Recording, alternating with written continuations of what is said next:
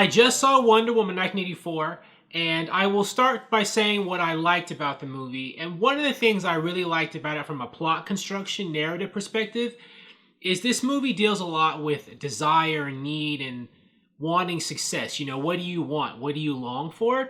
Um, that's pretty much tied throughout the entire plot, the script of the movie.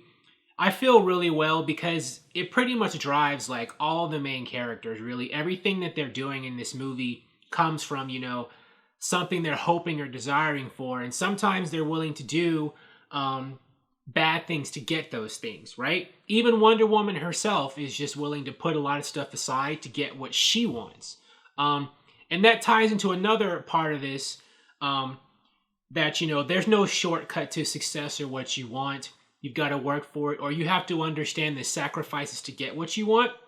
That's all from the first like scene of the movie throughout the end. And I thought that the script did a good job of, weaving that throughout the whole movie and really showing, how that drives all the main characters and how, for better or for worse, it makes them do everything they do in the movie. We see that from the first scene. I don't think this is a spoiler because Warner Brothers leaked this scene online to promote the movie. But right from the start, the opening scene where, Wonder Woman as a young girl is competing in that athletic competition on Themyscira, it starts right from there and plays throughout the movie right until the final scene, really, the final climax with Cheetah and Maxwell Lord. The acting was good as well, especially with Pedro Pascal, Kristen Wiig, and Gal Gadot. Gal Gadot has really grown as an actress. I've always thought she was good playing Wonder Woman from the beginning when we first saw her in BVS, right? And in the first Wonder Woman. But I do think she has grown in acting competency since then. In the first Wonder Woman, there were some lines that she would deliver that were a little off. In this movie, Wonder Woman 2, basically, that doesn't happen. She says everything, a lot better with more, I think, skill because she's a more experienced actress. All the other actors do a good job too. Kristen Wiig does a good job as Barbara Minerva.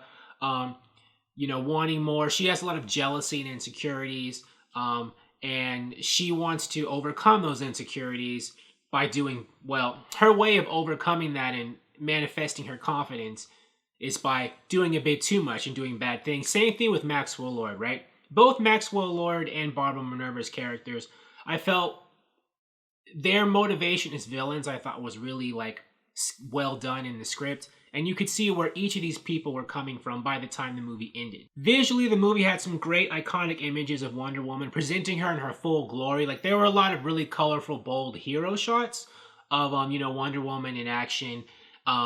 Basically displaying her and putting her up there in her full glory as the iconic heroine that she is. And also, this movie picks up, in the first Wonder Woman, it was set up that she was powerful, but she still had a lot of powers or parts of her powers that she didn't understand yet or know how to use. This movie picks up on that, where she does start to understand and come into more of what her abilities are.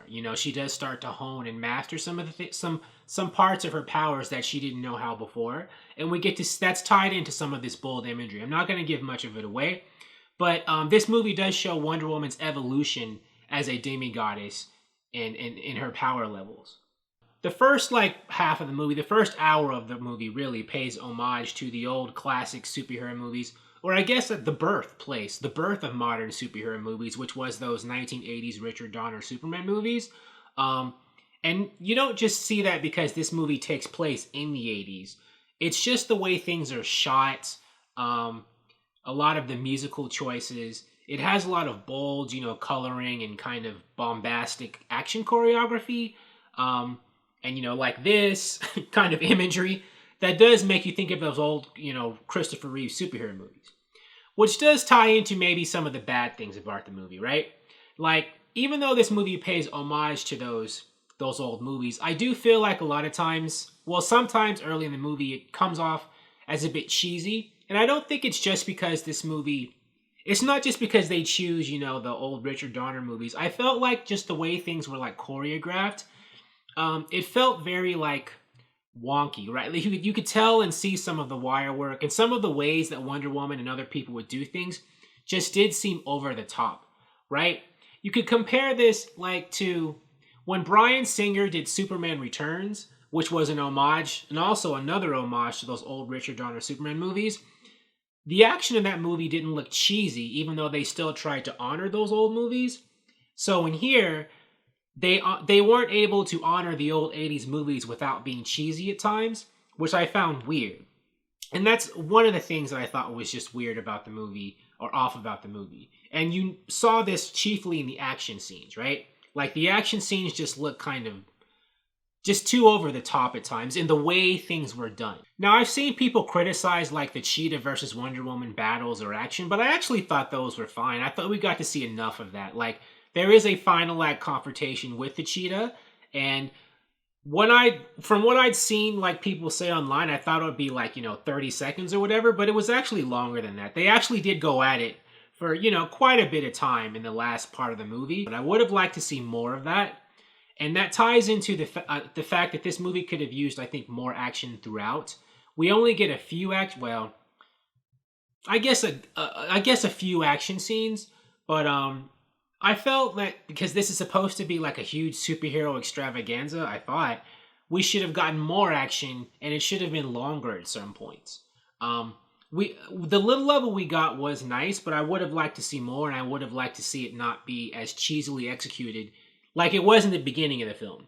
It does get better at the end. Like, Wonder Woman versus Cheetah's final fight does look better than some of the earlier action in the movie, but I wish we'd seen more of it. And because there isn't that much action in the movie, well, not as much as you would have expected, the movie does come off as kind of slow in the earlier parts of it. Now, they spend a lot of time setting up and exploring the characters, which is good, but because this is a superhero action movie, it does come off slow at times, and there should have been a bit more, I guess, fighting or, just more intrigue earlier in the movie to make it a bit more exciting, because for the first half of the movie, it does drag a bit. The best part of the movie was the third act itself. It felt more organic to what was going on before, as opposed to the third act in the first Wonder Woman, although I did still like the third act Ares battle in the first Wonder Woman movie. The third act in this movie did feel it tied in more to what was happening before. And at the end of the movie, when Wonder Woman faces off against Maxwell Lord, he has some kind of an emotional weakness that can be exploited. And it's tied to, what she does in the end of the movie to try to save a bunch of people. And it could come off as being kind of cheesy and schmaltzy. And lollipops and rainbows, what happens? It's similar to the first Wonder Woman, where, when she's fighting Ares, as she's fighting him, she's talking about love healing the world.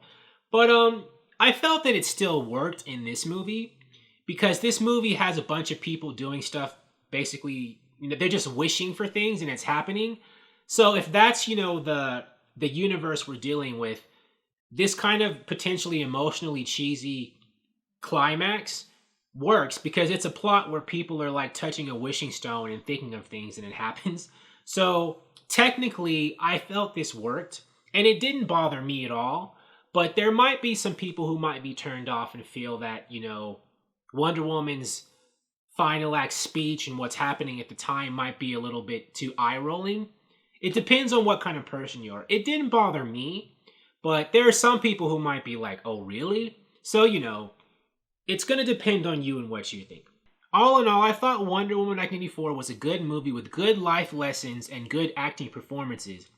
But it's not as gritty or as hard-hitting, and I feel as well executed as the first Wonder Woman was, which is interesting since both movies have the same director.